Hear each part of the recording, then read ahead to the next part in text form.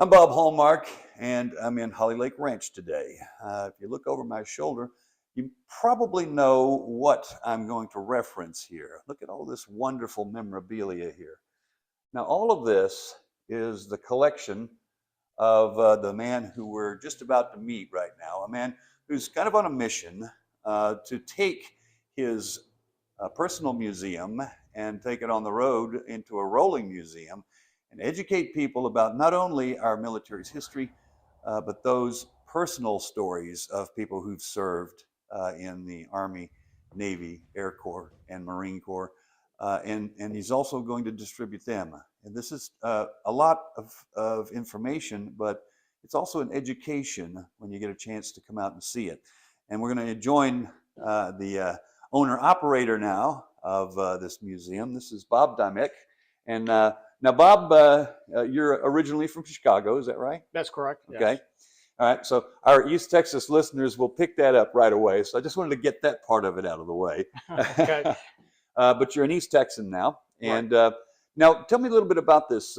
When did you start collecting this memorabilia and things like that? Right around 2016, when I still lived up north, I had already been out of the service since 2005, and I was driving around. I was looking to see, what areas had our history and such, and I was kind of disappointed to find out that for a large metropolitan area, there were very few military museums. One at Great Lakes Naval Base, Mhm. and one that represented the 1st Infantry Division of the Army. That was it.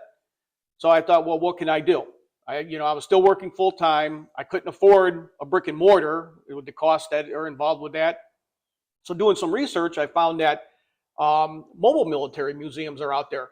A lot of them are in Great Britain. They're very rare here where they're registered museums. Mhm. So I looked into it, and in October 2016, I registered with the federal government and with the state and started my museum. Okay. Now, as Bob said, he is a veteran, but he is a dual service veteran. Bob was in the Navy and he was in the U.S. Army as well. That's correct. And the inspiration to do this, they're probably going to be people ask, well, what's the point? Why would you do this? Is it because of the education history part of it? That's part of it. I've always been history minded. I always loved military history. I come from a military family. All my family members have served World War II, Vietnam, Korea, you name it. And it just kind of stuck with me. And it was interesting to listen to the stories of the family members and the friends of, their occurrences and such. And then, my personal experiences. And I thought, we need to get this out for people to see. They need to learn about why they get to have the freedoms they have. Gotcha. Now, if you take a look, this is the fixed museum here on Bob's property, and there's lots of beautiful military memorabilia here from World War I all the way up until our recent wars in Afghanistan and Iraq. And the thing that I noticed first when I walked in was there are personal stories about people who have served here. I'm guessing that's a big part of this, is you're not only just showing the memorabilia, but you're telling the stories about the people that served. Right. Once the word got out and families started to donate their family members' memorabilia, I would make it a point to do complete biographies on that person from birth to the time they passed, what they did in and out of the service, their family, if they had families. And that's what I find that people are the most interested in. I could put uniforms out all day long and people will look at them and they'll say, okay, that's cool, or Dad wore this. But when you have the story behind the person that wore the uniform, that's what people want to learn about. And I watch people take pictures and they read everything, all the way from little ones all the way up to, our, World War II veterans that come out here or that have seen the exhibits. Now, case in point, I want you to take a look at this. Right over Bob's shoulder right here is the story of Daniel Zelinsky, who was a U.S. Navy sailor, petty officer, 3rd class, I'm guessing. And you say something interesting here. It's not just a bio on him.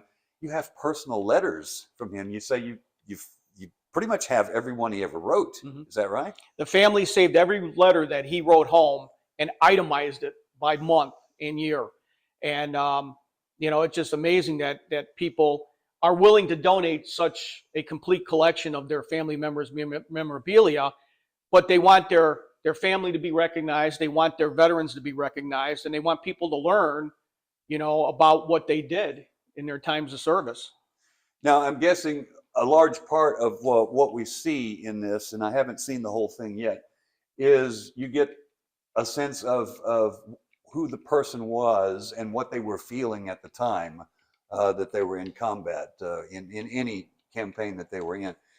That's important because it's not just a story of heroism, but it's also a story about what they were thinking at the time.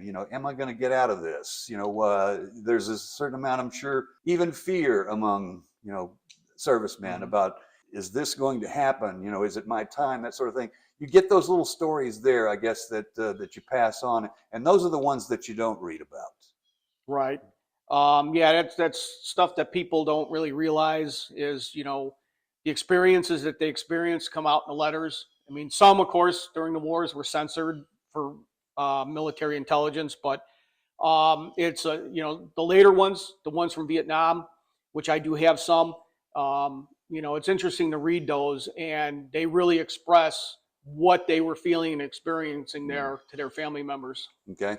Now, it occurs to me that we've neglected to say what the name of this museum is. And as you can see on Bob's shirt right there, it's GHQ, and it's Military Preservation Group and Museum. Is that correct? Yes. All right. You are an LLC. Yes. Is that right? Okay. Mm-hmm. Or a 501c. 501c, right. Yes. So obviously, you do this because you have a passion for it. And you want to take this, as we said earlier, you want to take this on the road and actually educate people so that they can see, maybe if they can't come to see it in person, maybe they can come, see it where you're on the road. And that's your big objective right now, is you're trying to get a new trailer. Is that right? Right. Up north, I was able to have a nice enclosed trailer, and these exhibits, so everything's on wheels, everything's on racks, were able to be transported and set up.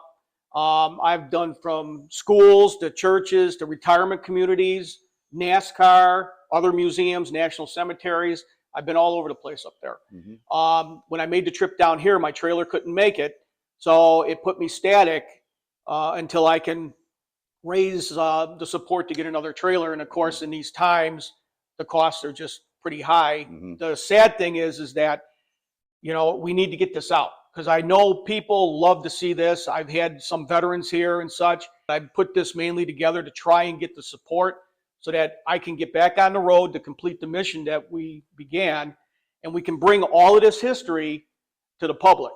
You don't have to travel to museums. We bring this to you now. Okay, so you'd be taking it to, let's say, things like fairs, festivals, things of that nature, even visiting schools possibly to give them an education on something like this? Right. I've been to schools, and I bring field telephones, the helmets, the flak jackets. The kids get to put that stuff on, see what it's like. They get to ring each other on the phones, and you can explain to them this is before cell phones existed. They all enjoy it because it's interactive. And the more you can make that for them, the better they learn and the more interested they are. We love doing this. I've been doing this since 2016. And I want to keep continuing to do this as long as I can in bringing our history and heritage out to those that are interested in seeing it. Okay. Now, if somebody wanted to get in touch with you or find out more about your organization, I know you had a little trouble with the website, but how would they contact you? How would they look you up? You can get a hold of me at ghqmilitarygroup@gmail. That's probably the best way right now while we're working some bugs out in the website domain. Mm-hmm. Or you can contact me at 708-932-6659. Mm-hmm. And you can also check us out on Facebook. Okay. By looking up GHQ. And they would find out, especially if you're on the road, they would also find out where you were at if you took it on the road somewhere.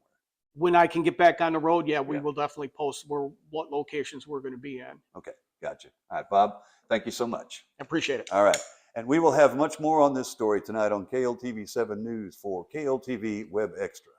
I'm Bob Hallmark.